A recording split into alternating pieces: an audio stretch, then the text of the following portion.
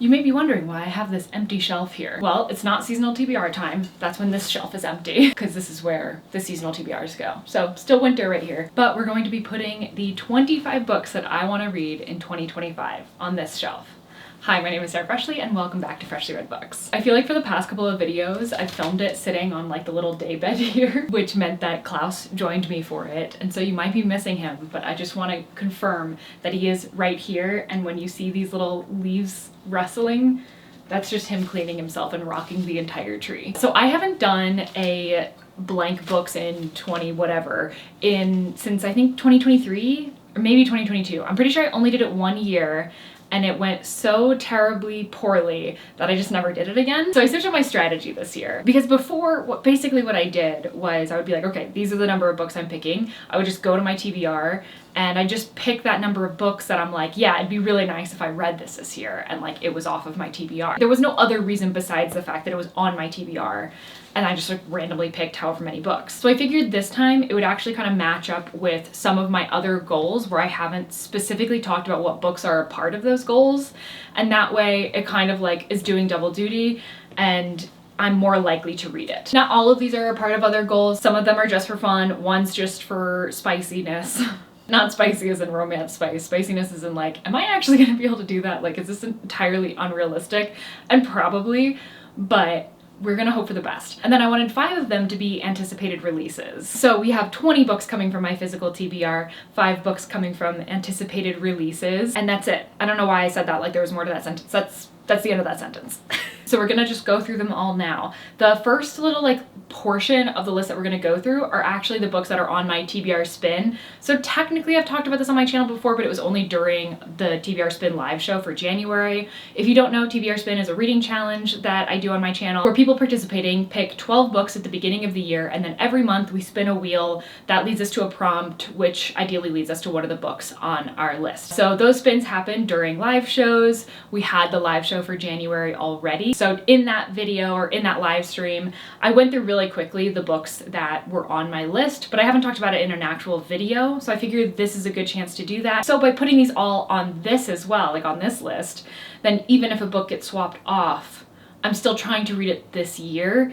And that feels better to me because I still have books that got swapped off of TBR Spin like 2 years ago that are still on my TBR, and it just doesn't feel good because I like going into that year, I was certain I was gonna read it in that year, you know? Okay, so enough rambling, let's go through. I'm only putting 11 of the 12 TBR Spin books on the list because obviously I've already picked one of them and read it, so it felt weird to put that one on there. That is The Lincoln Highway by Amor Towles. That was the first book of my TBR Spin journey this year. That was my January pick. And if you want to know what I thought of it, then you can either check out my wrap-up video that will be coming for like wrapping up January, or you can join in on the next live stream. So these first 11 books are from my TBR Spin stack and are going to be a part of my 25 books in 2025. So first up we have The Immortal Life of Henrietta Lacks by Rebecca Skloot. This one I heard about when I filmed a video that was like books to read before you turn 30 or in your 30s, something like that. When I turned 30, I watched a video like that and talked about it on my channel. And this is one of the books on that, which is what put it into my mind initially, but it was kind of one of those things where like after I saw it in that, I just started noticing it everywhere.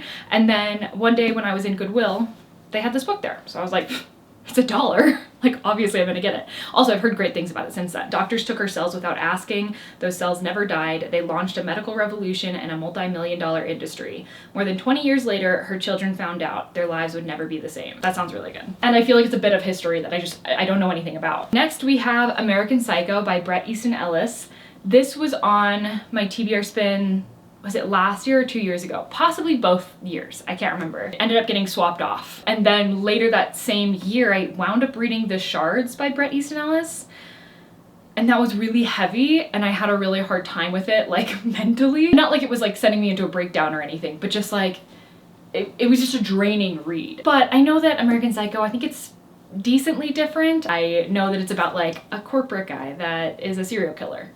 And the movie itself is considered to be a classic. This is actually the only book that I have that is both on my 100 books bucket list poster, as well as like the movie version is on the 100 movies bucket list poster, which are 2 posters that I have that live over there. And I just talk about all the time, but never make any progress towards. So this year. Next up, we have The Help by Catherine Stockett. This is another one that's on the bucket list poster. This is going to be a running theme, actually, in this. Because a lot of the books that have stayed on my TBR for a long time, I got purely because they were on the poster, and then I like didn't read the backs or anything, so I never got like the extra excitement to read them, which kind of brings me to, so as I said, this list is going to encompass really two goals that I have. One is my TBR Spin Books, but a second goal, which if you saw my goals video, you'll know about. My goal is to read all of the books that have come onto my bookshelf prior to 2021. So some of the books already that are on my TBR Spin stack are from 2020, like I got them back then, because I also had that in mind while I was picking the stack. But then there's a couple of extras that didn't make it onto the TBR Spin stack that are still gonna be a part of the like greater 25 books in 2025 list. Hopefully all that makes sense. But this is one of those. It's a book that I've owned since 2020, and it's also on my TBR Spin stack. And I believe The Help is really about like Black help, as in like maids, caretakers, nannies of a certain time frame that are entrusted with like raising children, like raising these white families' children, but they're not entrusted with like not stealing things or like a bunch of things that you would probably trust somebody with way before you would trust them with your child, you know what I mean? But then also the main character, or maybe one of the main characters, I don't know if there's like a single protagonist or a group, but one of them, I think her son also recently passed away, so she's like caring for these children while also dealing with her own loss. Next up, we have The Kite Runner. This one I think I technically got in 2023, but I had a hardcover copy of The Kite Runner. I got that in 2020, but then I found this in a little library and I just swapped them out because I much prefer to read a paperback book, so I just put my hardcover in there and took this one. So while I've technically only had this copy of the book since 2023, I think I am counting it as one of my books from prior to 2021. I actually know nothing about this one except that I always hear incredible things.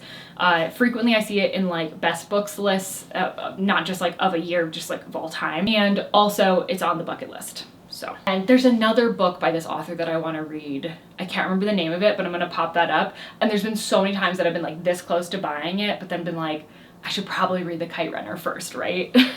Like I've owned that for so long. Next we have The Girl with the Dragon Tattoo by Stieg Larsson, which I believe is translated. So let me say the translator's name too. Yes, translated by Reg Keeland. So this was originally written in Swedish. I feel like this was kind of like a huge book because they turned it into a movie. It's also the start of a series. I think it's like a 6-book series, but Stieg Larsson only wrote the first 3, and then I believe he passed away, and maybe his son wrote the next 3, but maybe I'm thinking of Frank Herbert and the Dune series. It might not be his son, but somebody else wrote the rest of the books. Although I believe they did have notes from Stieg Larsson. I actually did start this one, I think not long after I got it. It was just taking me a while to get into it, and that's all I really remember of it. I have a feeling, and actually somebody even, I can't remember if it was a comment during the live stream or if it was like a comment on the live stream afterwards, but somebody said that they really love this book and that if I get like past the first 100 pages, like that's when it really starts picking up. So I'm gonna have that in my mind when this comes up on TBR Spin, hopefully. Then we have The New Jim Crow by Michelle Alexander. This is the 10th anniversary edition, which I think actually came out in 2020. So this was just like one of those books that I feel like if I was even in high school just a little bit later, it probably would have come up, but I graduated high school in 2011, so just after the book was first published. And well, maybe my school wouldn't have had us talk about this, I don't know. But I do know some people at the time were really talking about it and how like it should be required reading. And I do know topics from it came up. I remember in the last history class that I took, we talked a little bit about like the concepts and like the title, The New Jim Crow and everything, but nothing past that. So it had always been like a book that was on my radar, and then when the 10th anniversary came out, I was like, okay, now we get like new insights to it as well. And then I waited another 4 years to read it, so. Next we have The Midnight Library, also one of the 2020 books. Oh, just kidding. I got this one in 2021. Fun little secret of mine, on the inside of every book I have, usually it's a little tab, this one's like a torn sticky note, but it includes the month and the year that I got the book, because I do organize my bookshelf that way, but sometimes when I take books off and then I go to put them back on, I can't remember when I got them, and I want to like reorganize them back into the way that I like, which is just being able to see my TBR from like the book that's been there the longest to the book that just got there. But The Midnight Library just seemed, it was huge when it came out, and it just seemed like totally up my street. It's about a woman that I think she dies, and then she's like in a library where she can see what each of her life decisions would have led to, or something along those lines. But then I just never got around to reading it, which seems kind of crazy to me. Next up is Horror Store. So this is the newest book that is going to be on this list in general. Actually, that's not true. There's one book that is newer than this, that's on, newer to me, not newer like published. But Horror Store by Grady Hendrix. I haven't read anything by Grady Hendrix, although I think that I'm going to be reading his newest book that's coming out this month in January. But I'll probably read that one first just because it is the first book for the Literary Dead book club and I'm interested in it, so I think that I'm gonna read that and join in on that one. But I've been interested in this one for a long time because it takes place, it's like a horror story that basically takes place in IKEA. They don't call it IKEA, they call it something else, but it's very obviously IKEA. Like it's supposed to look like a catalog from IKEA. There's even like a little order form and everything. I looked through it a little bit on the train ride back from the bookstore, and then I started getting sick. Because I sometimes get motion sickness while traveling, which is really annoying for somebody who likes to read so much. I'm trying to get past it, but I'm still working on it. Next we have The Perks of Being a Wallflower. I don't know anything of what this is about. This is one of my 2020 books. I think it's like a coming of age story, and I also really want to watch the movie. This one, it's not on, I don't think it's on the 100 books bucket list, but I think the movie is on the 100 movies bucket list. Then we have The City We Became by N.K. Jemisin. This I believe was December of 2020 is when I got this one. I think I got it for Christmas too. Like I specifically asked for this book. I got it for Christmas and I still haven't read it. I did end up reading the 5th season, and I think Obelisk Gate by N.K. Jemisin, which I didn't like at the time, but I've since gotten back into fantasy. I think that I'm actually ready for those books, and everybody speaks so highly of them. I just think I wasn't like in the right space to really enjoy them before. But this one's very different. It's like the city of New York. Each of the neighborhoods is personified, I think, but I don't really know anything else besides that. And I think maybe because of that, where like it seems like such a loose, flowy premise, at least my understanding of it, I like have no idea what to expect, so I'm never like in the mood to read this book, even though it sounds intriguing to me. So that's 10 books from my TBR Spin, which means there's one more left before we get to the other books on my 25 books in 2025, and that is The Golden Compass by Philip Pullman. Another one I've owned since 2020. The entire trilogy, the Golden Compass, or His Dark Materials is the name of the trilogy. That entire trilogy is on the bucket list poster, and I've just never read them, which is kind of crazy. I read The Book of Dust, Part 1 or something. I can't remember the exact name of it, but I think there's like a 2-part prequel to this. And I read the first one of those for a book club, and I enjoyed it enough to know that I wanted to go back and read the actual trilogy. And then also it wound up being on the bucket list poster that I got later. So this one's going on there, as well as The Subtle Knife, which is the second book in the trilogy. I got these at the same time off of Facebook Marketplace, I think, for $5. I really love how they look together, but the sad thing is I have not been able to find the third book in the same edition. And oh, I'm holding them the wrong way. And their spines do actually line up to say His Dark Materials, you can tell, but I have not been able to find the third book to complete them. So this one's actually on the TBR Spin stack. This isn't, but it's on like the overall list. So I've actually broken this down into TBR Spin stack, everything else. Now let's talk about the other books that are from 2020 specifically. We have Vicious by V.E. Schwab. It is crazy to me that I still haven't read this one. It was probably one of the books I was most excited about that's like a part of this whole thing. And I just never read it. And I actually almost unhauled it a few times. It's about like 2 guys that go to school together, and I think they're both kind of like more villainous than like heroes. I don't remember much else besides that. I believe it's like a dark academia book. I think that this is going to be a lot of fun. I'm still really excited to read this, especially because I read A Darker Shade of Magic by V.E. Schwab last month, 2 months ago, and I loved it, and I'm so excited. I have the other 2 books on my winter TBR from that same trilogy. So I'm very excited to continue reading from her, and then I think once I finish those, that's when it'll be time to read Vicious. Another book that I got in 2020 is The Color Purple by Alice Walker, which is another book that's on the bucket list poster. This has also since been made into like a recent movie. I believe there is an older movie, but then it just got a new movie. Or no, did they make a musical out of it? Something that I wanted to watch, but I wanted to read the book first. So that's where we're at. So this takes place in Georgia, and it's two Black sisters who have been separated, and I think they were like sending letters back and forth to each other. I assume trying to find each other, but I can't remember fully. And the last of my books from 2020. So if I read all of these, then I will have completed that square on my book bingo board of goals for 2025. Is How To by Randall Munroe. Apologies, I don't have the actual cover on it right now. That's what it looks like typically, because I've actually started reading this already. This is on my winter TBR as well. It's the only book for my winter TBR that I put on this TBR, just because it was the only book from 2020 that I like hadn't put there. This is also the oldest book on my TBR. The one that I've owned the longest without reading.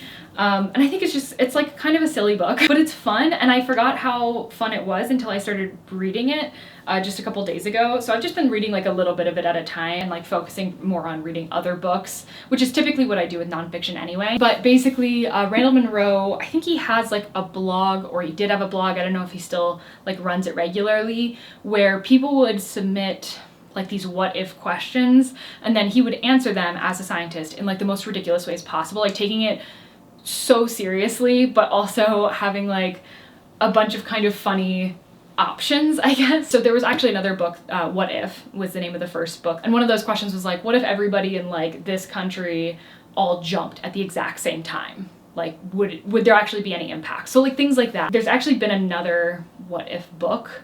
I haven't read it, but I saw the how-to book and I thought that it'd be fun. And so far it has been. I've already learned a lot. Like, it's surprising what you learn.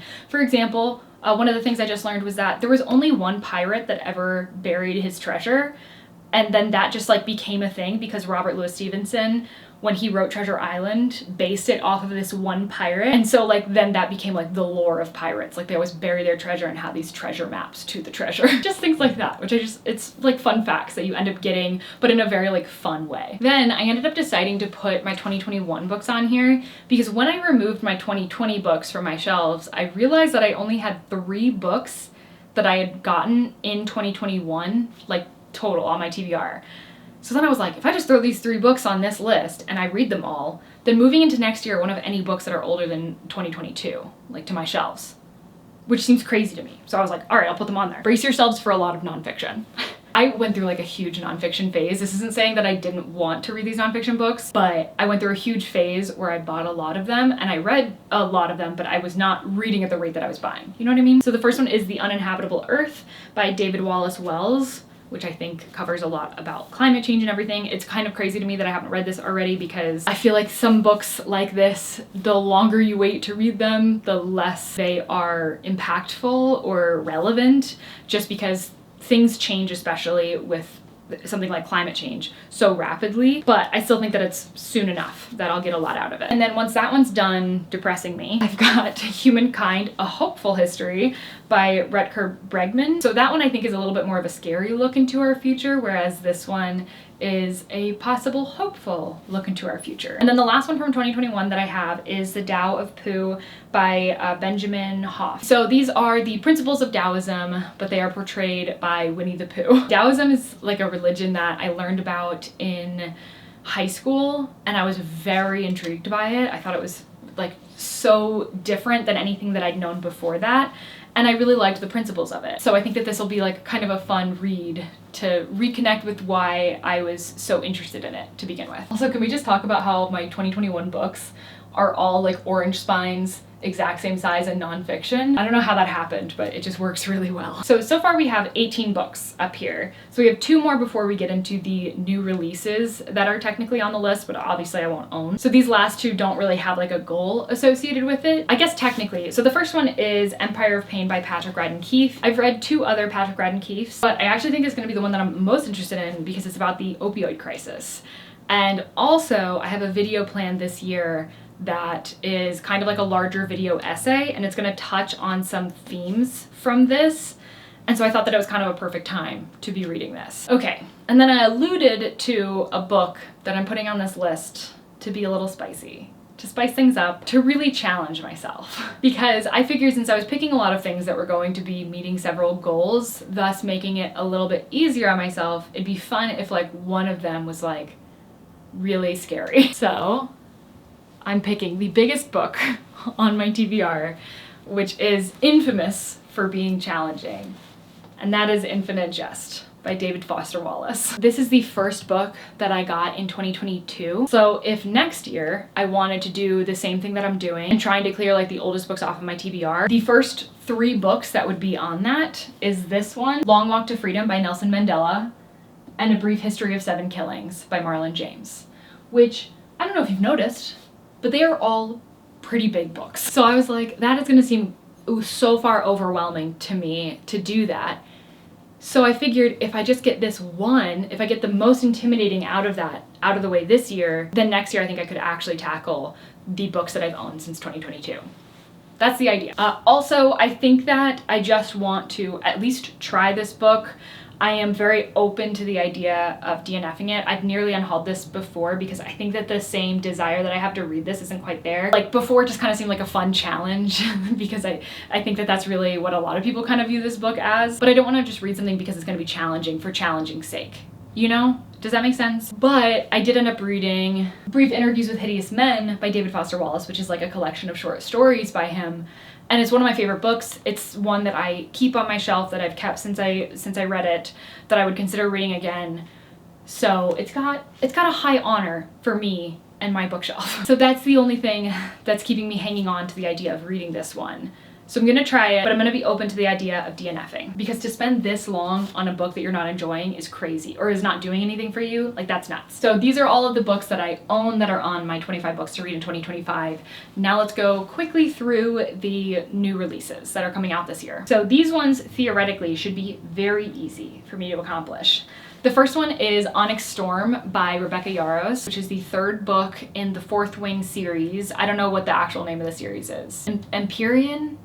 That just came to my brain. I don't know if that's anything. But it's the 3rd book in that. I've read the first 2. I had a lot of fun with it. It's largely like what got me back into like really enjoying fantasy. I enjoyed the 2nd book, not quite as much as I enjoyed the first one, but I still think a lot more than other people did. I'm excited to see where the 3rd book goes. I actually don't at all remember how the 2nd book ended, so I should probably like find a spoiler review video or something on that before getting started. This one, my friend and I have pre-ordered, and we're going to pick it up from Spell Books over in Littleton, which is one of my favorite Denver bookstores. It's so cute, and they've like decorated their windows and everything for the release. They're actually doing a release party, but my friend won't be in town yet. She's gonna be visiting like the weekend after the book's released, so then we'll just like go and pick up the books together, and then also just spend a day like walking around Littleton, which is just like a nice little town. And then kind of along those same lines is Everything is Tuberculosis by John Green. That sounds weird.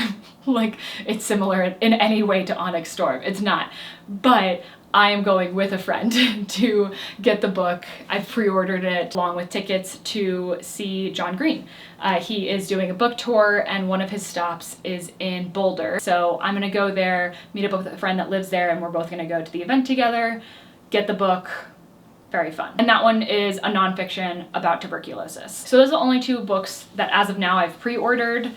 I will very well maybe pre-order these next 3. It kind of depends on if I can get them on like NetGalley or ARCs of them or something. This first one, I don't think either of those things will happen because the author's far too big, but it's Bury Our Bones in the Midnight Soil by V.E. Schwab. So I've already talked about V.E. Schwab quite a bit in this video, but they have another book coming out this year, and it kind of seems more to be in the literary fiction vein. So she wrote The Invisible Life of Addie LaRue, which I haven't read, but I do plan on at some point now that I know how much I like her writing. But knowing how much that book blew up and how much I wish that I had read it when it was like in its full hype has made me really want to read this book when it's in its full hype. As for the like synopsis, the brief synopsis of it basically says 3 young women, their bodies planted in the same soil, their stories tangling like roots. One grows high, one grows deep, and one grows wild. And all of them have teeth. It also gives us the years and locations. So one of them is in Santo Domingo de la Calzada in 1532, one's in London in 1827, and then one's in Boston in 2019. So I'm very intrigued by that. I know nothing else, and I don't want to know anything else. I just want to read it. Then we have This Book Will Bury Me by Ashley Winstead. I'm so excited. If you've been following me for a while, then you probably know how much I love Ashley Winstead's books. I've read almost all of them to this point. I'm just missing one of her romance novels. So she's written 3 thrillers, 2 romance novels. I've read all the thrillers. I've read one of the romance novels, and I plan on reading the other one at some point. And I love her writing in anything but I really love it in the thrillers. So I'm so excited for this book to come out. It's the most famous crime in modern history, but only she knows the true story. After the unexpected death of her father, college student Jane Sharp longs for a distraction from her grief. She becomes obsessed with true crime, befriending armchair detectives who teach her how to hunt killers from afar.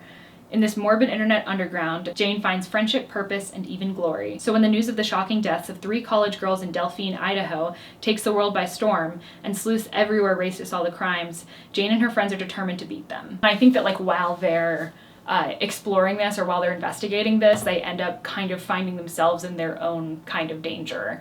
And then a year later, so this book is told a year into the future from like when everything happened, and Jane's like finally ready to fully talk about it. Okay, and then the last one, which I'm so excited. We barely have any information about this one, but I'm so excited. I don't think there's even a cover, but it's A Deadly Inheritance by Charlotte Vassell. This is the 3rd book in like a detective series that she's writing. I have been nonstop talking about this series since I started reading it 2 years ago. So the other half was one of my favorite books of that year. So I believe this was also on my favorites list for this year. I just love her writing. I love the way that even though it's like a detective series, it feels like very different and almost, I just feel like I know the people better than I typically do in detective novels, and I feel like the detective is a lot more grounded and has like a large sense of like history and purpose. So I'm very excited for A Deadly Inheritance. That one is the one I'm really hoping I'll be able to get an arc of, just because I got an arc of this one when this came out, and when the first book came out, I got a NetGalley of that one. So I feel like one or the other, maybe I can get lucky 3 times in a row. Okay, but that is all of them. That is the 25 books that I am planning on for sure reading in 2025. I think it's a good mix of books I'm super excited for because they have not yet been released, and books that will help me reach some goals, and also gave me an opportunity to tell you about these books, like the books that I've owned since before 2021, since that's one of my goals. And for you, you had no context as to like what that meant or how many books was on that list. So now you have a bit more context, and honestly, I have a bit more context because I can like see it all. And I know that if I read all of these books, then I'm going to meet both that goal and others. I also think that I'm going to say that if I don't finish these by the end of the year, I'm going to unhaul them. I might give myself till the end of January of next year. So actually Gavin just had a video like this, which is where I got the idea from. But last year he posted his 24 books to read in 2024. And then for the first week of 2025, he focused on any books that he hadn't yet read from that list, with the idea that they would be unhauled. He didn't end up doing that, but I think I'm gonna try maybe to do that, to say that that's what I'm gonna do, because I think that that will really encourage me, especially for the books that have been on my shelves for so long, to be like, okay, I'm either gonna read them or I'm not, you know? So that's the plan. We'll see how it goes. Let me know what books that you're really excited about reading this year. But besides that, thank you so much for watching. Please do consider subscribing and liking the video if you liked it. And otherwise, I will see you in the next one. Bye.